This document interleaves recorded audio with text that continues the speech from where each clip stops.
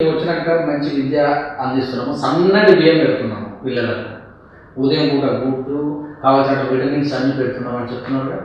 సురేష్ ఒక పని చేద్దాం.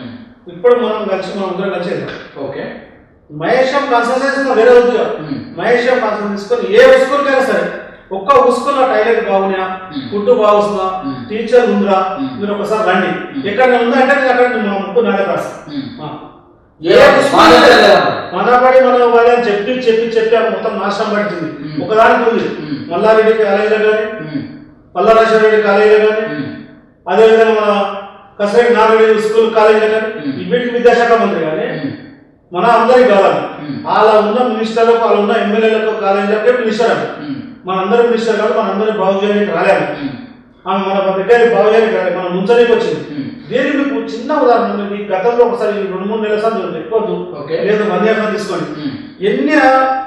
ఎంతమంది పిల్లలు ఆత్మహత్య చేసుకున్నారు, ఎంతమంది సూసైడ్ చేసుకున్నారు. ఈ సూసైడ్ కారణం ప్రభుత్వం 100% అవుతుంది. 100% అవుతుంది. టాయిలెట్స్ లేక, విద్యా సరిగా లేక, అక్కడ చదువు సరిగా చెప్పక, ఇంటర్నెట్ లో 12 మంది మార్కులు కింద ఆత్మహత్య చేసుకోరంటే దానికి కారణం ఇలా